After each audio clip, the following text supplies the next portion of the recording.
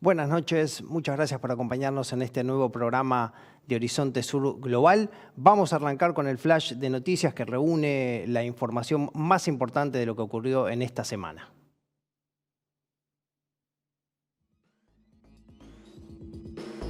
Continúa el paro en Santa Cruz de la Sierra. La Mesa Técnica para el Censo Nacional de Población y Vivienda en Bolivia fijó fecha entre marzo y abril de 2024. El censo debía realizarse por estos días, pero fue aplazado por el presidente Luis Arce Catacora por motivos técnicos y falta de avances en la actualización cartográfica. Mientras la oposición argumenta que ese relevamiento aumentará el envío de fondos de parte del Ejecutivo Nacional y mejorará su representación legislativa, el MAS señala que se trata de generar un clima de desestabilización. El gobernador de Santa Cruz, Luis Fernando Camacho, y el líder del comité cívico amenazaron con radicalizar las protestas. Según la ministra de la Presidencia, María Nela Prada, el saldo luego de 20 días de paro es de 4 muertos, 178 heridos y pérdidas económicas por 720 millones de dólares. Aprobaron un informe para inhabilitar a Pedro Castillo.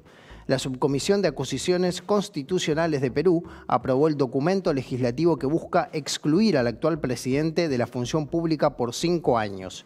Esto surge de la denuncia presentada por parlamentarios de la derecha que acusan al mandatario de traición a la patria por haber declarado a principio de año que está de acuerdo con garantizar a Bolivia una salida al mar. La Comisión Permanente deberá autorizar o rechazar el informe para su eventual debate y votación en el Congreso.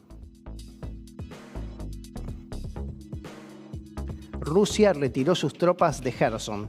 El general Sergei Surovikin, jefe de las fuerzas rusas en la operación contra Ucrania y la OTAN, anunció el repliegue en la región sureña. Si bien Kiev lo celebró como una victoria, Moscú dijo que su prioridad es preservar las vidas de soldados y civiles y denunció bombardeos indiscriminados del régimen de Zelensky sobre escuelas, hospitales y puntos de ayuda humanitaria. Kherson es un punto clave al ser un corredor entre Crimea y el Donbass. Además, es la capital de una de las 4 provincias que se integraron a Rusia luego del referéndum del pasado 30 de septiembre. Italia restringe el ingreso de extranjeros. 2 barcos de misiones humanitarias se encuentran anclados en el puerto de Sicilia por decisión del gobierno ultraderechista de Giorgia Meloni. Sectores del oficialismo aseguran que se trata de una invasión al país. Sin embargo, una investigación del diario italiano La Repubblica, basada en datos oficiales, muestra que en el 2022 ingresaron al país 87.000 migrantes. En el 2017, la cantidad de ingresantes fue de 117.000, lo que muestra que la cifra disminuyó considerablemente en solo 5 años.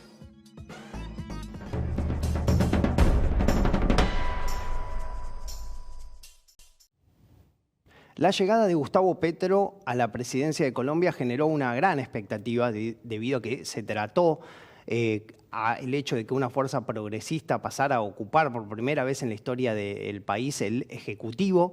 Y de hecho ahora en tan solo algunos días, más precisamente el 15 de noviembre, se cumplen 100 días del gobierno de Gustavo Petro. Nos interesaba entonces poder dialogar, charlar, entender un poco por dónde viene el gobierno de Petro, la correlación de fuerzas dentro de Colombia y poner especial énfasis en lo que tiene que ver con los acuerdos de paz, un aspecto al cual Petro le ha dado un especial énfasis en su gobierno, lanzando, reimpulsando estos acuerdos de paz que, recordemos, durante los 4 años del gobierno de Iván Duque se encontraron completamente paralizados. Esta parálisis tuvo un fuerte condicionamiento en términos humanos, tuvo costos humanos. Allí el Instituto de Estudios para el Desarrollo y la Paz, el INDEPAZ, informa que desde la sanción, desde la firma del acuerdo de paz, fueron más de 300 los ex integrantes de la FARC que fueron masacrados, poniendo especial énfasis en estos números, en el crecimiento de estos números durante el gobierno de Duque, y en el año 2021, el último año de gobierno del expresidente, ese número se elevó a 100. Bueno, ya ahora durante el gobierno de Gustavo Petro, como decía, está relanzando estos acuerdos de paz, buscando que se avance en su implementación de este proceso de paz. De hecho, fue un poco más presentó en el Congreso colombiano lo que se llamó el Proyecto de Paz Total, que tiene como uno de sus ejes centrales poner como una política de Estado el avance, la implementación de los acuerdos de paz, esté el presidente que esté tomando fuertemente como mirada lo que ocurrió durante el gobierno de Iván Duque. A su vez, retomó el diálogo con el Grupo Ejército de Liberación Nacional, la guerrilla, el Ejército de Liberación Nacional. Se encontraba también paralizado ese diálogo durante el gobierno de Duque, y también en este mismo sentido se está dialogando con otras guerrillas que se encuentran activas.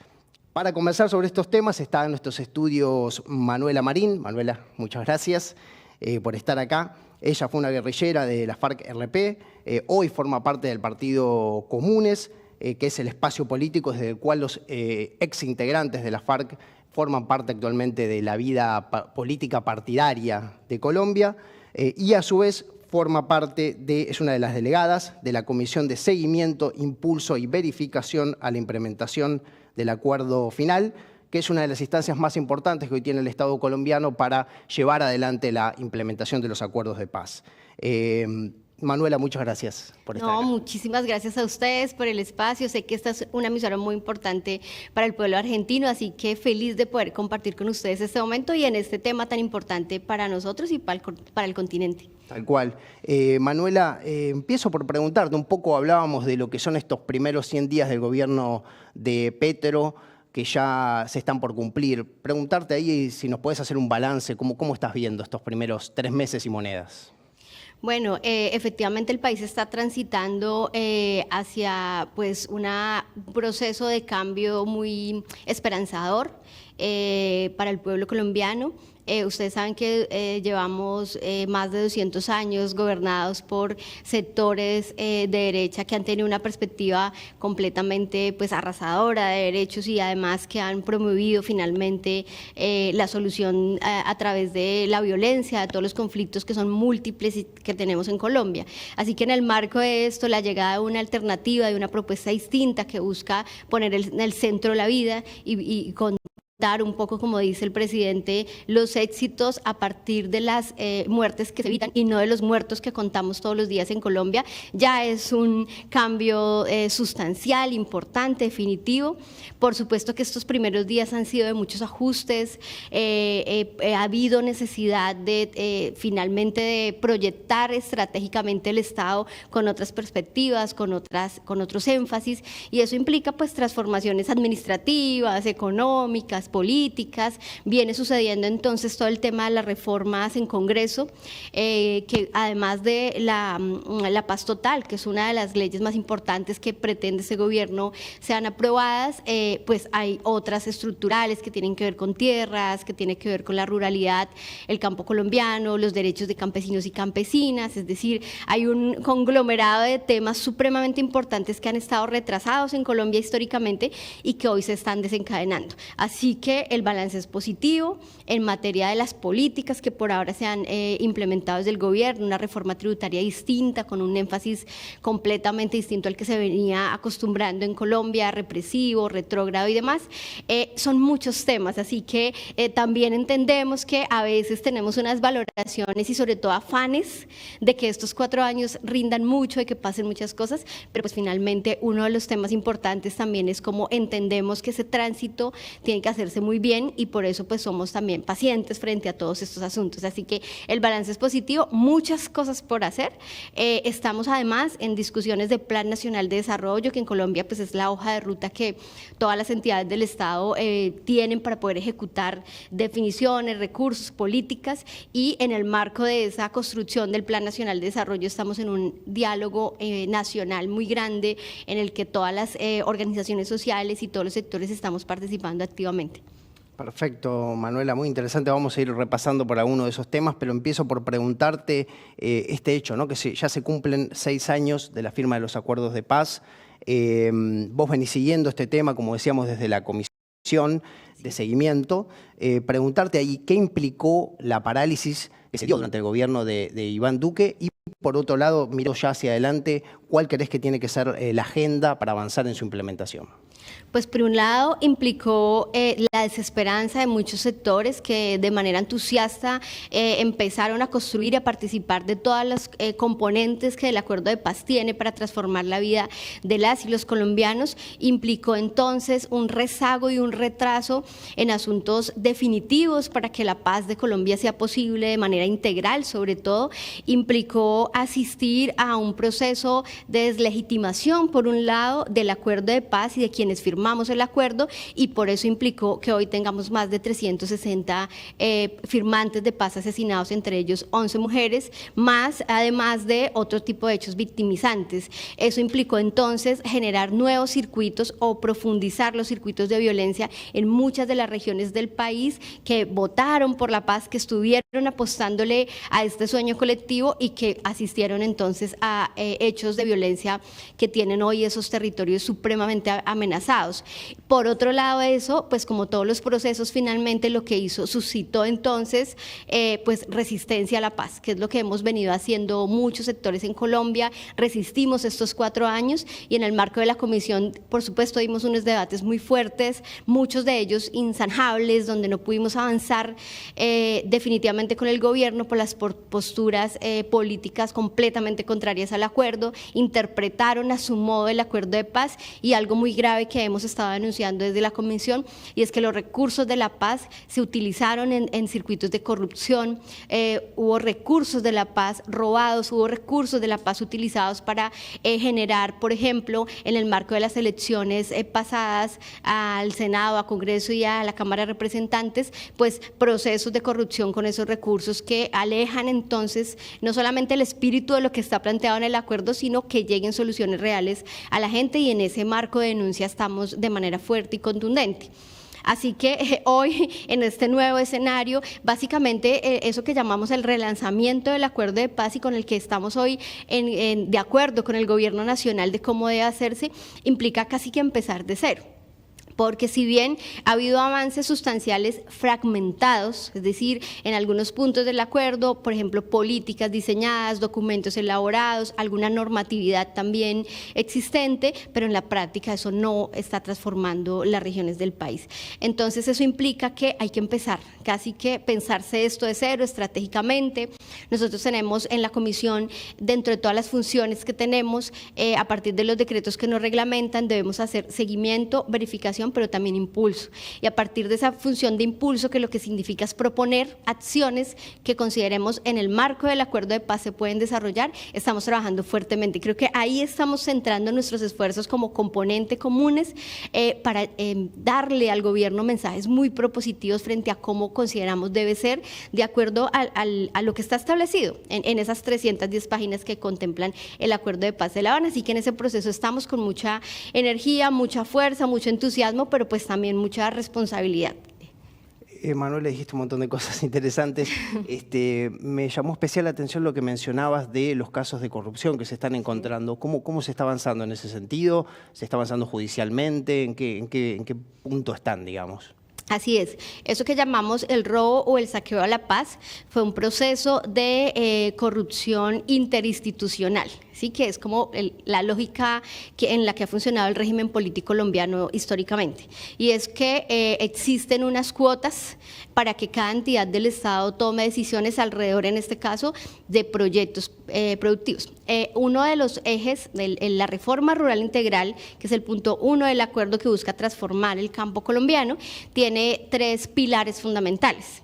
El segundo pilar se llama programas de desarrollo con enfoque territorial, los famosos PDETs conocidos en el acuerdo, y que lo que buscan es generar un proceso primero de diagnóstico y de participación muy amplio con las comunidades de 170 municipios. Son 16 subregiones que se priorizaron en el acuerdo porque básicamente tenían unas características de haber sido las más violentadas, las más afectadas por el conflicto, las más empobrecidas y donde más había no solamente carencia, sino ausencia total del Estado. Esas 16 subregiones, 170 municipios se priorizaron en la idea de construir con las comunidades planes de desarrollo, como dice el concepto establecido, con ese enfoque. Y ese primer proceso se hizo, un proceso asambleario, un diagnóstico general muy amplio, muy participativo. De allí surgieron 32.800 iniciativas PDET, que fue como lo que se denominó para decir el sueño, o sea, la aspiración de una comunidad, de un sector y demás, reflejado en esa cantidad de iniciativas que finalmente se tramitaron o se definió tramitar a partir de proyectos. Entonces, ¿qué sucedió? Digamos, ¿cuál fue la tergiversación de todo esto? Primero se municipalizó el proceso, es decir, no se identificó la región como región, digamos, no sé si sucede en su país, pero aquí en Colombia lo que sucede es que si bien hay unos límites geográficos establecidos en un mapa, la realidad territorial es mucho más dinámica, es decir, no hay un límite, aquí termina un departamento, un municipio y otro, sino que por diferentes realidades socioeconómicas, culturales, existen regiones potentes, con unas características propias, culturas y demás, y en esa lógica se pretendió que como región se avanzara. Se municipalizó y eso implicó entonces que se diera una suerte de competencia en la medida en que los alcaldes o las alcaldesas de esos municipios empezaron a tramitar proyectos sin que las comunidades participaran en ese proceso de trámite, mucho menos en el proceso de ejecución ni de verificación, tal cual como lo dice el acuerdo. Entonces el alcalde tramitaba con las entidades correspondientes a partir de un ejercicio, digamos, de construcción que se hizo de que diferentes entidades del Estado a quienes les competía, digamos, ejecutar esos recursos, se generó una bolsa y esas entidades del Estado definían o aprobaban los proyectos. Entonces, ¿qué sucedió? En un concurso entre congresistas de la República, el director del Departamento Nacional de Planeación y otros integrantes de esos equipos pusieron lo que llamamos peajes, ¿no? Es decir, un criterio de corrupción en el que para que el proyecto fuera aprobado tenía que pasar por su decisión y cada uno cobraba un porcentaje. Entonces estábamos asistiendo, bueno, hay unas denuncias y una investigación que diferentes medios periodísticos en Colombia han hecho, estaban hablando de unas cifras astronómicas, pero nosotros consideramos que incluso puede ser más, por el subregistro, por muchas cosas que no se han evidenciado, y así que hay como dos procesos. En el Congreso de la República viene tramitándose la denuncia y de hecho hay congresistas tanto de nuestro partido como de otros partidos que hacen parte del pacto histórico, dando el debate en el Congreso, buscando por supuesto que concurran las entidades a dar cuentas, un proceso de rendición de cuentas que es un ejercicio de participación que hay en Colombia. Por otro lado, judicialmente, nosotros como Comisión de Seguimiento e Impulso, el componente comunes, nos declaramos víctimas de ese proceso porque la CECIBI fue quien aprobó esas 16 subregiones, fue quien aprobó que esas fueron los municipios y el acuerdo de paz dice que la CECIBI pudiese definir si considera que se amplíe a otras regiones este proceso en la medida que exista asignación presupuestal y que se haga un balance efectivo, acertado de lo que son esas. Es muy largo, pero para poder explicarles el contexto, ¿eso qué significa? Que nosotros fuimos víctimas en la medida que se nos negó la información, no pudimos participar en la verificación de cómo se aprobaban esos recursos y demás, y hoy las comunidades de esas regiones no solamente pusieron la alerta a la denuncia, sino que están exigiendo que se reoriente el proceso de los PEDs, que se esclarezca qué pasó con esos recursos, pero creo que una de las banderas fuertes que están hoy y en el recorrido que hacemos nosotros en los territorios abanderando esas comunidades es que dicen no queremos solamente cemento, aquí queremos transformaciones estructurales y un poco la alcantarilla, una placa huella en una carretera no resuelve el problema ni político, ni económico, ni tampoco de seguridad.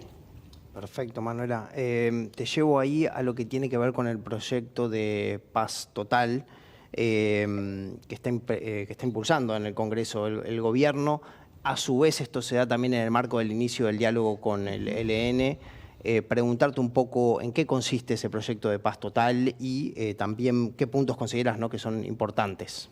Bueno, pues es la política de este gobierno más ambiciosa. Ha estado en el centro no solamente de los discursos y de las expresiones políticas, tanto del presidente, la vicepresidenta y demás, sino que justamente este tipo de acciones y el que sea prioridad en el Congreso que esta ley pase, pues da cuenta de un interés supremo de este gobierno de avanzar lo que se llama paz total, que otros y otras le llaman la paz completa, que es lo que significa intentar tramitar por las vías democráticas del diálogo y de los acuerdos las diferentes conflictividades que hay en Colombia. Ustedes saben, no solamente tenemos todavía una insurgencia armada, tenemos diferentes grupos armados en Colombia, otros que incluso han surgido un poco para llenar el vacío, el espacio político y militar también que nosotros como organización dejamos y que al Estado le correspondía asumir, no solamente en soldados y helicópteros, sino sobre todo en soluciones reales para que esas comunidades que son las más apartadas del país tengan además sientan legitimidad frente al Estado. Eso no ha sucedido. Fue algo que advertimos claramente en La Habana, pero no pasó. Y eso implica que entonces esos circuitos de violencia se exacerban a partir de economías ilegales, a partir de, diferentes tipos de violencia, incluyendo las violencias de género y étnicas que siguen desarrollándose en el país. Y entonces esta política busca eso. Busca resolver, busca acercar a todos esos sectores con diferencias y particularidades, porque todos son distintos, hacia una solución dialogada. Esa es la apuesta fundamental y creemos, por la experiencia que nosotros tenemos, no solamente de la firma, sino de lo que llevamos estos 6 años, que esa es la solución acertada a esos conflictos. De lo contrario, lo que va a suceder es una guerra eterna en el que sobre todo los hijos y las hijas del pueblo pues vamos a seguir sufriendo las consecuencias. A partir de la firma de los acuerdos de paz del año 2016 y durante 10 años el Partido Comunes tiene garantizadas bancas tanto en el Senado 5 y 5 en la Cámara de Diputados, le diríamos nosotros, representantes ustedes. Quería consultar ahí un poco qué análisis hacés de esa intervención que han tenido desde estos años, si han podido incidir en la política nacional y hacia futuro, cuáles son sus apuestas, digamos. Los 4 años anteriores fueron muy complejos para nosotros en esa materia, en todas, en el términos de seguridad y sobre todo de un proceso de fuerte estigmatización que seguimos sufriendo. Esos primeros años pues tuvieron ese matiz, ¿no? Poder generar confianzas, poder tomar los micrófonos en un escenario como ese, que nuestros representantes, hombres y mujeres, tuvieran la posibilidad de acceder en igualdad de condiciones y demás, fue muy complejo, sobre todo porque una de las apuestas fundamentales del acuerdo de paz, que está en el punto 2, que es todo lo de participación política, es la reforma política y electoral en Colombia. Sin que eso pase, estamos todavía tramitando nuestros asuntos en el marco de ejercicios de corrupción como los que acabo de contar y en el marco sobre todo de que existen todavía en Colombia cacicazgos políticos, gamonales, que son los que definen los destinos políticos del país en las regiones. Competir con eso, con una apuesta distinta, con una apuesta alternativa, además con una apuesta histórica, pero que se ha venido un poco contextualizando y aterrizando a la realidad de hoy en Colombia, no fue nada fácil. Es decir, fueron 4 años de aprendizaje, de errores también, por supuesto, de aciertos y demás, pero creemos que fue una escuela finalmente, porque fue el escenario más duro que pudimos habernos encontrado. Con un gobierno nacional, pero además con unas fuerzas en el Congreso mayoritariamente de derechas enemigas del acuerdo de paz. Así que haber permitido que sobreviviera el acuerdo, pero además que tuviera mucho más respaldo hoy, creo que fue un éxito bastante importante. Y hoy pues estamos ya un poco con más conocimientos, ya entendiendo cómo funciona el escenario. Creo que hemos venido avanzando, muchas de las normatividades que hoy se han venido aprobando y que se están tramitando y tienen que ver con el acuerdo de paz han surgido o en nuestra bancada o en alianza con nuestra bancada. Así que tenemos todo el tema, por ejemplo, de la jurisdicción agraria, que es cómo se van a resolver los problemas a partir de ahora, de las disputas territoriales que tienen que ver con la tierra y demás. Muchas otras, digamos, que han venido avanzando y pues esperamos que estos 4 años sean suficientemente efectivos, no solamente para tramitar eso, sino para que la fuerza política que representamos pues pueda jugar más y de mejor manera en el escenario colombiano. Hablabas recién de lo que tiene que ver con las alianzas en el Congreso, ese juego con la llegada de Petro al gobierno. Bueno, se habló mucho del bloque que había logrado construir, que logró construir. Preguntarte en ese sentido, ¿cómo viene ese juego de alianzas para impulsar todos estos proyectos, un poco de lo que nos estás hablando y de los que tantos de los que no estamos hablando, y a su vez, ¿qué fuerza sigue teniendo hoy el uribismo en ese Congreso? Bueno, pues justamente el tema de la unidad, que seguramente para todos los procesos sociales alternativos, progresistas, de izquierda en el mundo, es como la almendra del problema, ¿sí? El objetivo final y seguramente lo que nos ha costado mucho. En eso se avanzó, gracias a eso se logró la presidencia. Nosotros creemos que, digamos, como hecho histórico contundente en el continente, pero sobre todo en Colombia, pues la firma del acuerdo de paz y sobre todo que quienes lo firmamos hayamos cumplido, permitió esa apertura democrática. Creemos que un poco sin llegar a elogios falsos, pero sí con responsabilidad y autoridad, decir que sin eso no hubiese sido posible esta transformación a partir de la vía electoral. Firmamos el acuerdo de paz, avanzamos en eso, se generó un consenso en mucha gente que no le tenía esperanza a la solución política, en que por ahí sí era, y un gobierno que propone entonces una solución política general y avances, pues logró llegar al poder. Y en esa vía, por supuesto que había que hacer muchas alianzas, muchos acuerdos, hay sectores, digamos, no de izquierda, hay sectores de centro, hay sectores un poco que consideran o van con la apuesta de Petro hasta algunos aspectos, seguramente otros no, pero hay como un consenso y una unidad en lo fundamental y creo que eso es lo que nos mantiene y nos debe seguir manteniendo allí. En este momento sí se logró unas mayorías en el Congreso, por eso viene sucediendo, avanzando. Sin embargo, digamos, la derecha que está representada en el uribismo sobre todo en particular, pero pues en otros partidos también, pues siguen avanzando, es decir, siguen haciendo una oposición no sana, digamos, no cualificada aún, pero sí siguen haciendo una posición un poco desde lo que saben hacer, que es propaganda nefasta, que es ataques personales, que es un poco apostarle a que los medios de comunicación destruyan la imagen y las propuestas de quienes pensamos distinto. Eso sigue sucediendo en Colombia, así que las alarmas no se han bajado, al contrario, creemos que estos primeros meses y este primer año va a ser fundamental para sentar bases, pero hay que estar alertas porque todo puede pasar, mucho más en nuestro país que tiene toda esa historia de violencia tan cruda, de la cual hasta ahora nos estamos como sobreponiendo, pero digamos hay muchas expectativas también en que las nuevas generaciones que tienen una esperanza y una expectativa de vivir al menos un día de su vida en paz, que a nuestra generación pues no le tocó ni a la anterior ni a la anterior. Así que esa es como la esperanza y como un poco el trabajo que se está haciendo desde todos los sectores, no diciendo que es fácil, es complejo porque somos distintos, variados, tenemos perspectivas, pero pues sí creemos que lo que nos une estos 4 años nos tiene que mantener e incrementar en materia de unidad de criterios. En eso estamos. Perfecto. Te llevo ahora al nivel regional. Petro habló de volver a involucrar Colombia con América Latina. Bueno, hubo diálogos con el presidente de Venezuela, Nicolás Maduro. Habló también respecto de la relación con Estados Unidos, de que la guerra contra la droga no funcionó. Preguntarte en ese sentido, ¿cómo crees que se tiene que dar esta nueva involucramiento?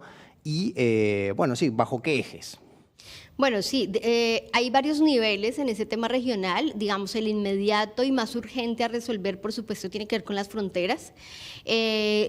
Muchos de los problemas, incluso de la inseguridad que vivimos en esos territorios, tiene que ver con una política nefasta de los gobiernos anteriores colombianos frente al trato con Venezuela y con otros países, y definitivamente eso teníamos que resolverlo. No podemos llegar a la paz sin resolver ese tema de frontera, porque pues por ahí es que se tramitan muchas de estas violencias que estamos evidenciando, así que no solamente por la legitimidad que tiene el gobierno venezolano, sino la necesidad de trabajar conjuntamente para resolver el tema de la inseguridad, el tema del comercio, el tema de la crisis migratoria que es supremamente fuerte, así que era una necesidad apremiante y creemos que pues eso es un paso determinante para cambiar esa realidad. Y en materia, digamos, política, un poco más regional, pensando por ejemplo en asuntos económicos, de la región. Nosotros vemos, por supuesto, y saludamos y estamos muy felices del éxito también del presidente Lula en Brasil. Creemos que eso va a generar transformaciones y sobre todo potencia nuevamente para que América Latina tome rumbos distintos a nivel económico. Digamos que creemos que hay temas que se han venido ya trabajando, pero que son definitivos hoy en el marco de la toma de decisiones que tenemos que tomar como región. Por supuesto, el tema económico, por supuesto, el tema ambiental, que tiene como mucho que ver con la región y que está hoy pues en una situación ya de alerta roja frente a la Amazonía, frente al tema, bueno, en general los ecosistemas que hoy están en riesgo en todos nuestros países. Es decir, es la vida misma la que está ahí en riesgo y hay que prestarle mucha atención a eso, pero también, digamos, el tema social y de las nuevas apuestas también y reivindicaciones que están en el marco de la lucha de los movimientos sociales en nuestra región, que aunque son distintos y variados en diferentes niveles, hay también una unidad ya de criterios en el tema y en eso yo hago pues mucho énfasis porque es algo en lo que trabajo fuertemente, pues todo el tema de las reivindicaciones de las mujeres y de género que tienen que avanzar, no solamente ya en términos de la no violencia, que ya es como un avance que tuvimos estos últimos años, sino en temas fundamentales que tiene que ver con el acceso a derechos fundamentales y mucho más amplios de las mujeres. Hoy estamos hablando incluso del cuidado como derecho fundamental en el marco de los derechos humanos. Estamos acá justamente en un evento internacional, regional en ese tema, así que creo que esas apuestas también a partir de gobiernos que concerten con los movimientos sociales, les escuchen y los interpreten, pero además los hagan partícipes de sus gobiernos, va a ser determinante para la región. Manuela, te agradecemos muchísimo por tu presencia acá. No, a ustedes muchas gracias por permitirme hablar de todo este mundo de la paz en Colombia, que también es la paz del continente, y pues por el trabajo que hacen para llegar a todos los sectores también populares en Argentina y seguramente América Latina también, y pues cuando quieran y nos necesiten, aquí estaremos. Perfecto, muchas gracias, Manuela. Nosotros vamos a un corte y enseguida volvemos con más Horizonte Sur Global.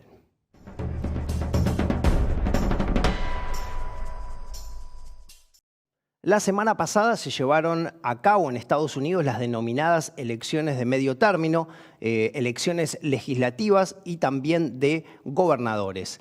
En la columna de esta semana de ARG Medios, la periodista Ana Dagorret nos va a contar entonces cómo se desarrollaron estas elecciones y fundamentalmente cómo quedó compuesto el Congreso de los Estados Unidos.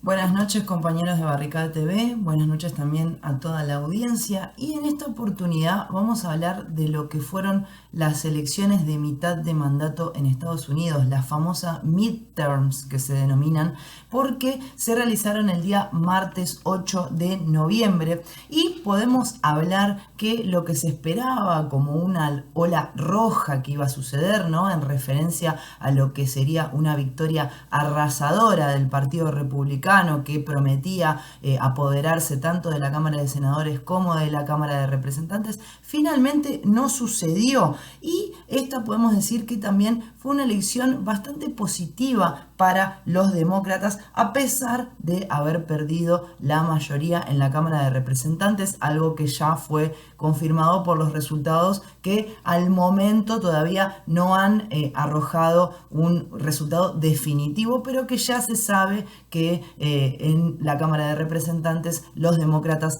perdieron la mayoría, que ahora pertenece al Partido Republicano. Y estas elecciones son importantes porque funcionan como un referéndum del gobierno que está ocupando la Casa Blanca, ¿no? Y fue una sorpresa justamente porque hay que tener en cuenta los bajos índices de aprobación que tiene Biden, ¿no?, que son los más bajos para un presidente en funciones en muchos años, y también teniendo en cuenta la crisis económica, ¿no?, la crisis que, si bien hemos visto, se han recuperado los índices de empleo y se han bajado los niveles de inflación a partir de determinadas medidas que han bajado el precio de los combustibles y también medidas de la Reserva Federal justamente para reducir la inflación, bueno, se esperaba que todos estos factores funcionen, ¿no?, como condicionantes para lo que fue el desempeño de los demócratas en la Cámara y en el Senado, pero que, bueno, de alguna manera lograron obtener no victorias, pero sí resultados que le han resultado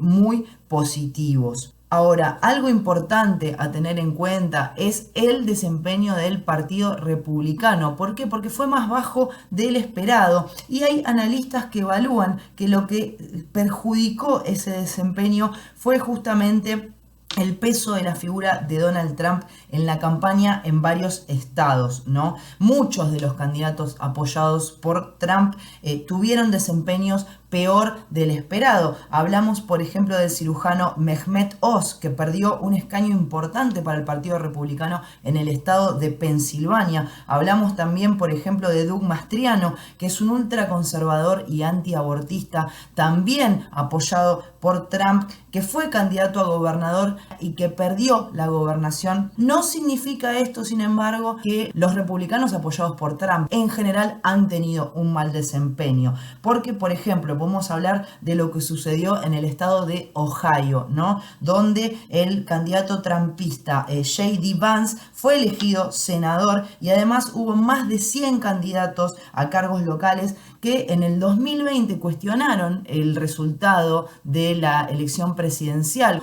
Sin duda, un triunfo que pone en duda, ¿no?, la fuerza del liderazgo de Trump hacia adentro del Partido Republicano es el triunfo de Ron DeSantis, gobernador reelecto por el estado de Florida, que es considerado, justamente hubo una editorial de la cadena de televisión Fox News que sabemos hizo campaña para Trump en el 2020 y tiene una postura bastante más conservadora. Bueno, Ron DeSantis en una editorial de este canal de noticias fue considerado como el nuevo líder del Partido Republicano. Algunos datos a tener en cuenta. Los demócratas lograron asegurarse victorias claves en estados como Michigan, Wisconsin y Pensilvania.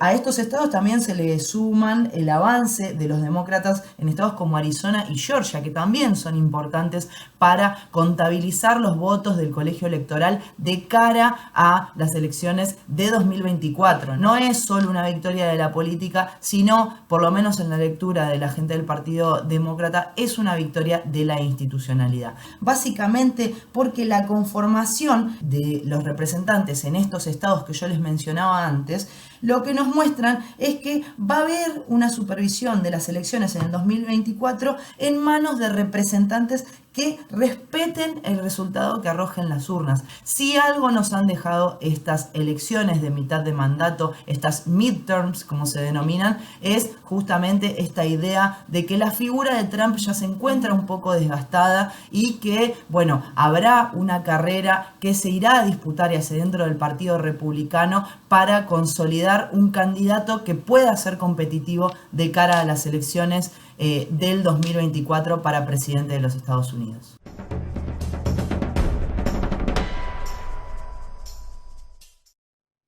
De esta manera terminamos con un nuevo capítulo, un nuevo episodio de Horizonte Sur Global. Los esperamos el viernes que viene a las 22 horas aquí por la pantalla de Barricada TV.